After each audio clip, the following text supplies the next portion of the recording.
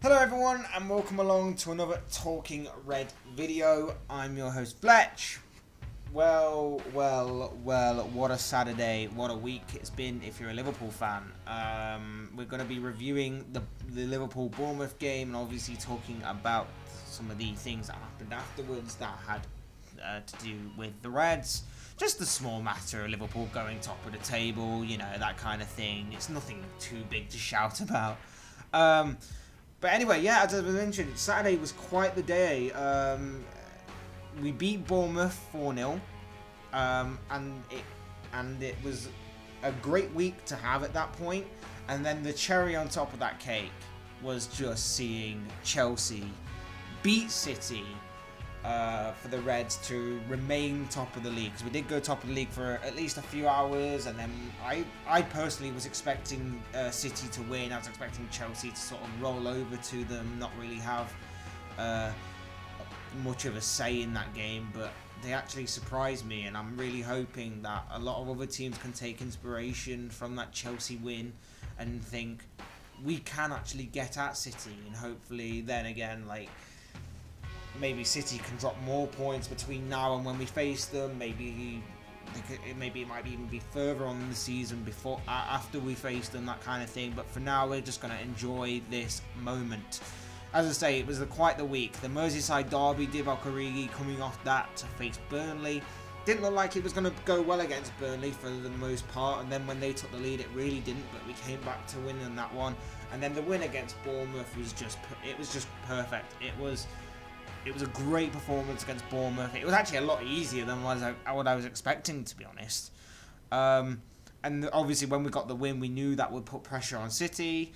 Don't know if that really had much of an effect, to be honest. I think Chelsea really did play very well in that game. But yeah, like the game against Bournemouth, it was just a lot easier than I was expecting. And there was only probably like a 5-minute spell overall that I can think that I was a little bit sort of worried. I think it was mainly before the goal. I think they just started to have a couple of chances. I think Brooks had a shot that Alisson had to deal with, and they were looking like they were starting to mount something, and then we just killed it off with the opening goal. And then there may have been like a little bit after we scored the second goal where I think King could have had a chance to half the deficit. I think I'm not calling him a diver here or anything. I think he was either expecting the contact from Alisson, which made him miss, or he was either looking for more the penalty because he knew it was kind of like a tight angle and the chances of him scoring were less likely than him probably getting a penalty. He was probably looking for it. Either way, referee didn't give it. We saw the game through.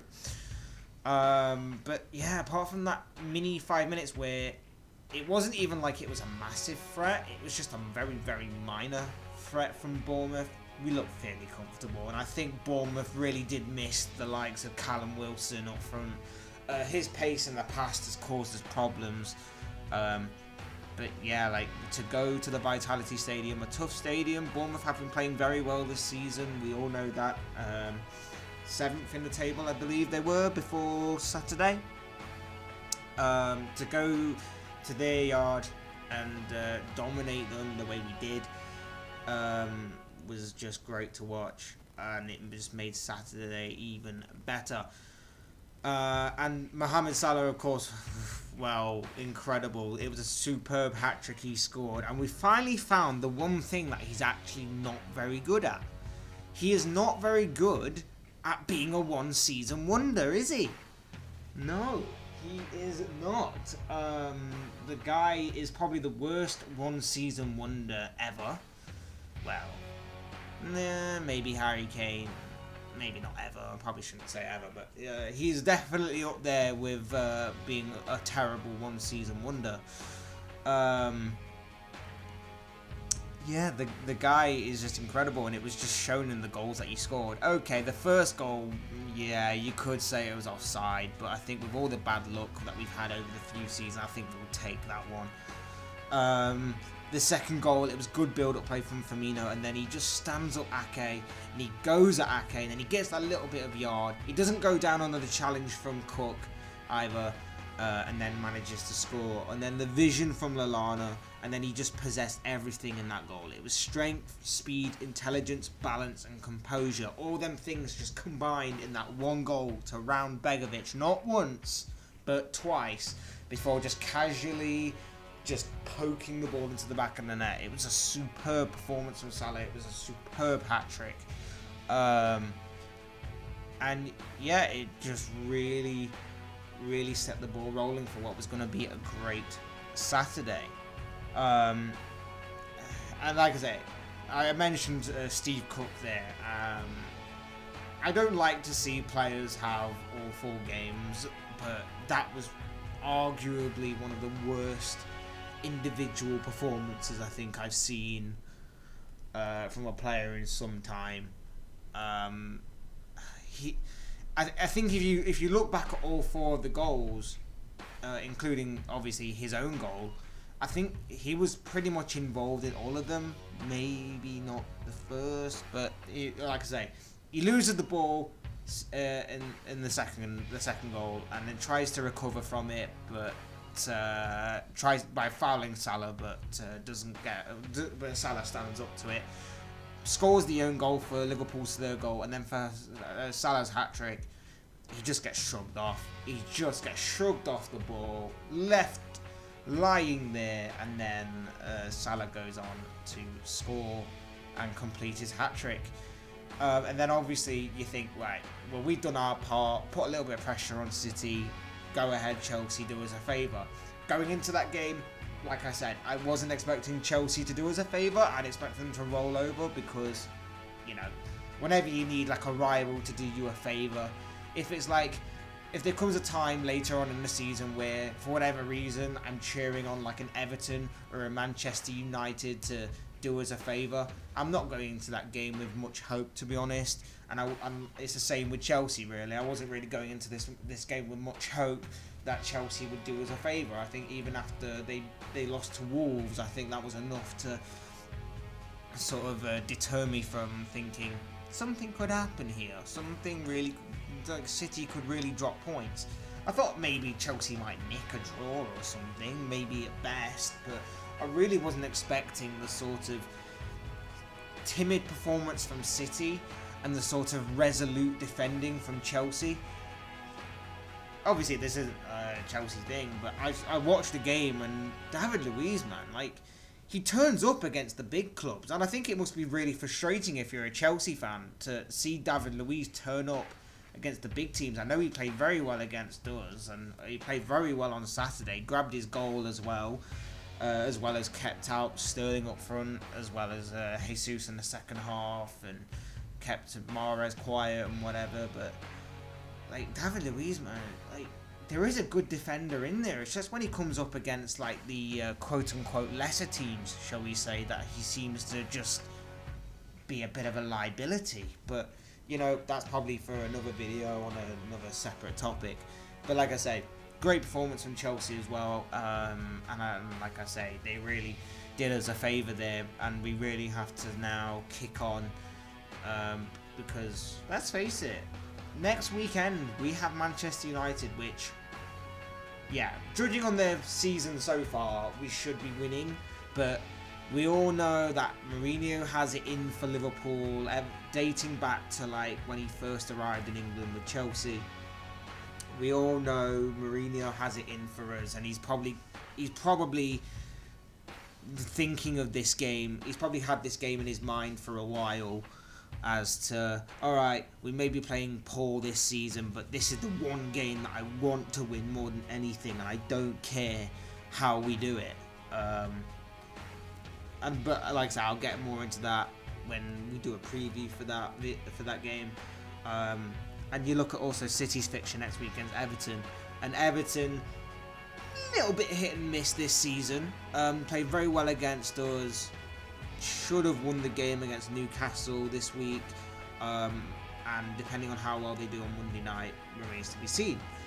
But yeah, like I say, Everton they're not exactly most difficult, but they're not exactly weak now either. They are Marco Silva is definitely building something there, so that'll be interesting to see next week. As far as team performance goes for the Bournemouth game, I thought Alisson made a good save in the first half. The leap for the header as well looked amazing. Apart from that, he didn't really have that much to do. Like I said, he was more of a spectator. His distribution was half decent as well. I like it. Every time he catches the ball, Salah is just off on his bike. I love that. But apart from that, like I say, another clean sheet. Didn't really have that much to do. Give him 7 just for watching the game, I guess. James Milner at right back, marking his 500th appearance in the Premier League at right back. This guy can play anywhere. He is the complete professional. He will play anywhere you tell him. Left back, played there a couple of seasons ago. Probably play centre back one day in a few games time if needed to. Probably would even get his gloves and play in goal. That's how much of a model professional he is, and I think he's so underappreciated and underrated. Not just in Liverpool, but I think in the footballing world. Like, he's just so underappreciated for this. But like I say, he's the model professional, and I love the guy. 8.5, 8.5, 8.5. I don't know. It's just player ratings. 8.5 to a 9. He did great. Virgil van Dijk again commanding his leadership, his awareness. Just every quality that he possesses was just on show again. He's like I said, like I think it was last week, and after the Everton game, it's just the way that he bosses everything. He just, when he's on the ball, he's just pointing and he's like moving the players. It's like he's on like a touchscreen and he's just telling players where to move. And it's just great that he's doing that, and I love that he's doing that, and I love how commanding and how much of a leader he is. And as I said before, I think it is about time Henderson moved the armband to him. Like I say, nothing wrong with Henderson. I just think with Henderson now not being a key figure in this team, not being a permanent starter, I just think we need a captain that is a permanent starter. And let's face it, under Van Dijk, you've got no one better, really, in my opinion. Van Dijk is the leader. He is the boss on the pitch. He is amazing. 8.5 to a 9 again, because again, he, apart from having to spray the ball out a few times and command players, didn't really have that much defending to do. Same with Matip, really. I mean, I was expecting Matip to obviously start. Gomez is injured. Lovren's injured. So it's a little bit struggling in that kind of area if something were to happen to one of these two. But touch wood that doesn't happen. He played a safe game today, Matip. Played it safe at times. Didn't do anything wrong, not to my knowledge anyway. He carried the ball when he needed to. He dropped the ball off when he needed to. Started things from the back. It was great to see. He's going to have to do that now, obviously, with Gomez being injured. I just wonder, though, is he going to be a placeholder for Lovren? It's a strange one, because Matip and Lovren, I would say, probably are about, on their day, I think they're about equal. I'd probably give the edge more to Lovren than Matip, maybe. But I think anyone alongside Van Dijk makes better, because Van Dijk gives that player that he's with confidence. He gives him leadership and guidance. So I think it doesn't really matter who plays out of them two. I just wonder if Klopp has a preference. Robertson, I thought very good first half. Did his defensive duties well, and then I've noticed that a lot now. First half, he does his defensive duties well, and then as the player that he's marking begins to tire, he is still giving 100% late on in games, and he's just bombing forward. He is an outstanding professional again. awesome player. I love the guy. No one can question his commitment. No one can question his work rate. Even in the dying embers of the game, he is still bombing forward. And I class it as his goal. I mean, I know obviously it will go down as an own goal, but he was the main reason as to why we got that third goal. Because his cross was just really, really dangerous, and obviously the defender couldn't handle it and ended up inadvertently putting it in his own net. An 8 for Robertson. Fabinho, confidence continues to grow with each game, as does his performances. They get better with each game. He broke up play well. He got his head up to play the ball forward quickly when he did so. He kept it simple. My only criticism of him was that his shooting was atrocious. I think he had that one shot in the first half, and I think it was pretty much was like going miles wide. But unfortunately, I think he got a deflection on it and it went for a corner. But either a corner or a throw-in, I don't remember. But that's nitpicking, and that's just a little bit of a joke. But like I say, I'm really enjoying Fabinho right now. I think he's going to be I think he's really stamping down his place in that midfield for a while to come. And I think when he's alongside Wijnaldum and Keita, this is just, not only is this a midfield that looks good, I hope it's a midfield that's here to stay. I like Milner coming in occasionally for certain games, whenever we need defensive cover or whenever we need some extra legs in midfield, but I really hope going forward, Henderson for that extent as well, if we need any extra legs in there or whatever, but I really hope that the midfield that we played in this game is the one that we play more and more going forward. He gets an 8. Wijnaldum, like I say, his job is to keep things ticking over and fill in the positions whenever Milner or Robertson bomb forward, and he did that really well. He knows his role really well now. He's underrated in the Premier League, probably been one of the most improved players in the Premier League. Doesn't probably get the plaudits or the recognition that he deserves, but I think that helps him in a way. Goes under the radar slightly, and I think, like I say, he's so much better. You can see how much better he is as a midfielder when he's playing alongside Fabinho and Keita, or if he's playing alongside either Milner and Henderson. Like I said, I don't think playing Wijnaldum, Henderson and Milner in a midfield 3 helps all of them. I don't think it helps any of them, because they're all fairly similar. They're all fairly similar players. It just doesn't help any of them. But when he's playing with Keita and Fabinho, and he knows Fabinho's going to be the platform that he's going to have to build upon, and Keita's going to be the one making the attacking runs, he knows exactly his role, and it's great to see. He also gets an 8.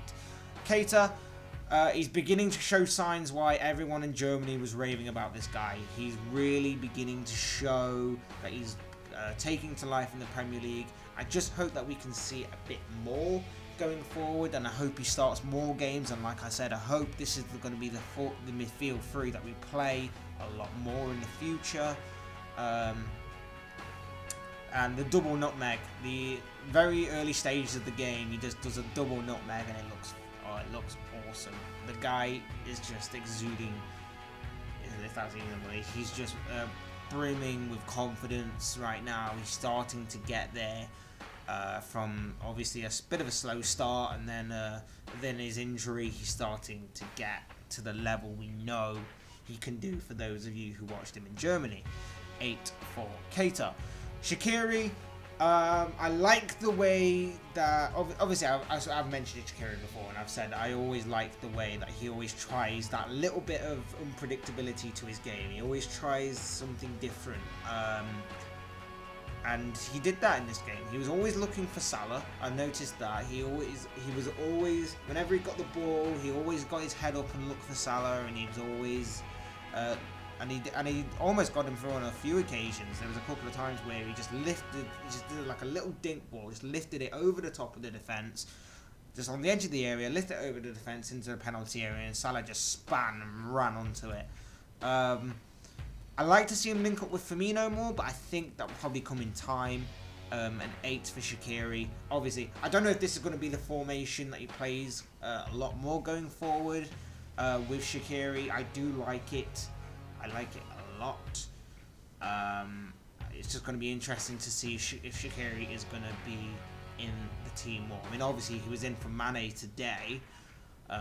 So will he sacrifice one of the midfield 3 and play a 4-2-3-1, or will it just be Mane and Shaqiri comes on as backup? I'm not sure. Firmino, his link-up play was good with Salah.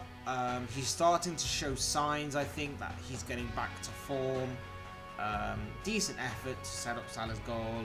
Obviously got the assist for Salah's second goal. Constant threat. He's doing a lot. Like, no one can deny his hard work. No one can deny that. And I think that this season, more than ever, is going a bit more underappreciated. You can see that he's working so hard to create the space for other players, particularly like the likes of Salah, Keita and Shaqiri and Mane and whoever else he's playing with along up from there. I think his work rate is going a little bit more underappreciated and unrecognised this season, but regardless, still an amazing job. And finally, the hat-trick hero. Did I mention Firmino gets an 8? Well, he gets an 8. And finally, the hat-trick hero for the starting 11. 2 great finishes and a finish that was offside, but who the hell cares? Mohamed Salah, King of Egypt, got his hat-trick. I believe he is now the top goal scorer in the Premier League, despite having a very poor season, apparently, pundits and journalists. Shows what you know. Like I say, worst one-season wonder worst one-season wonder in a while. 10 for Salah. 10 for Salah. Henderson came on as a sub. He slotted in straight away. A few good bits of play. Didn't really have much of an influence on the game. By then, the game was already over. Lallana, he provided a bit of energy, bit of injection of energy into the midfield, just to close the game out. He closed down really well. Got the assist for Salah's 3rd goal. Did pretty well. Give him a 7. I will say on the Adam Lallana thing, like I say, I don't hate the guy. I like him to an extent, and when he's on form and when he's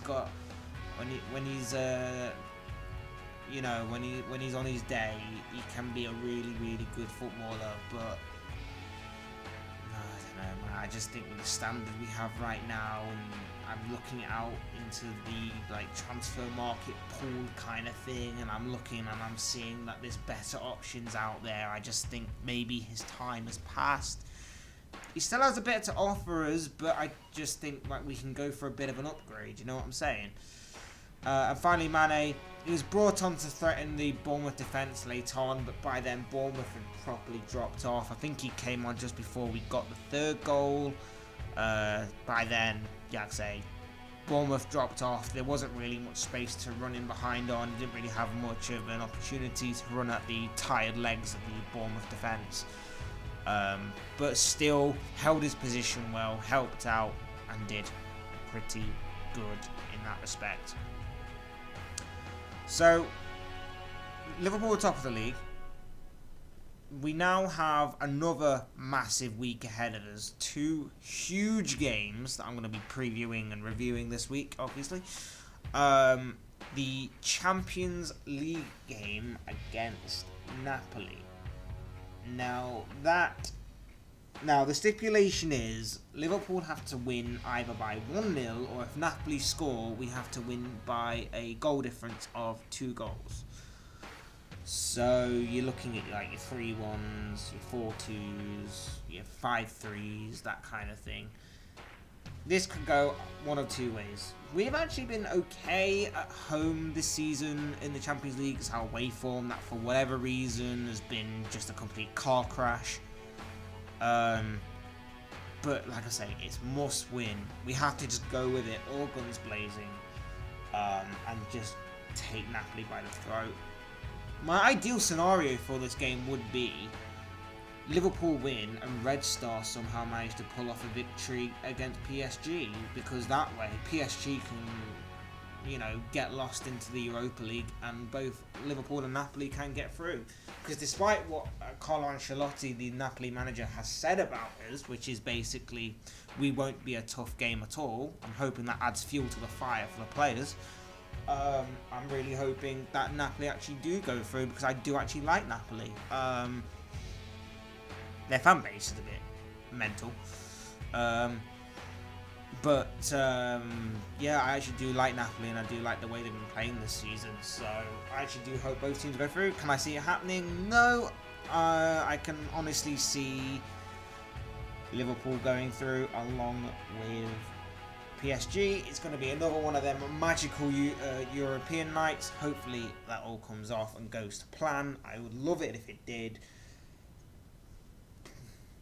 Just like a comfortable 3-0 win or something. Get the tie all wrapped up.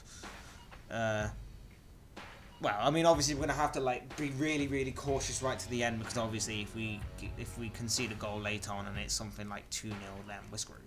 I don't know. It's really weird, this whole UEFA thing. It's like, oh yeah, we're not going to judge it on goal difference or some crap. It's going to be on head-to-head or something. I don't know. It's weird. It's really weird. Or away goals or something. I don't know. I haven't really looked too much into it, to be honest. I just know that that's the basic stipulation of it. And then of course the massive game next Sunday against Manchester United. That's going to be huge. We all know Mourinho will be wanting to put one over on us, and we all know that Manchester United fans will not shut up about ending our unbeaten start to the season and putting a bit of a dent in our title aspirations. We will never hear the end of it. There'll be an open top bus parade about it. There'll be a DVD, a channel devoted on Sky, and Martin Tyler just going absolutely flipping mental at the thought of Manchester United beating Liverpool. But hopefully that will not happen, and I will get into them games later in the week, so stay tuned for that. And that brings us to the end of this video. Guys, if you have any thoughts or comments or opinions on the game against Bournemouth, or how Liverpool went top of the league, maybe it's about the Chelsea game as well, or Manchester City just in general, any things I've really talked about, maybe player performances, what do you think of Salah's goals, that kind of thing. I'd love to read your thoughts and opinions in the comments section below. Otherwise, hit that like button on the way out if you like the video, subscribe if you're new, subscribe if you want to see more content like this, that kind of thing. I'll be back. There's going to be a Premier League review show coming out hopefully tomorrow or Tuesday, as in tomorrow as in Monday, at the time of recording. Monday or Tuesday after the Everton game. So that the review show should be out, and then I'm going to also put out a preview looking ahead to Napoli, and then review Napoli on Wednesday, and then preview Manchester United on the Friday, as well as probably another preview show for the weekend's Premier League fixtures and anything else that may catch my eye. So thanks for watching, thanks for listening. I've been Fletch, this has been another Talking Red video, and I will see and speak with you all again soon in another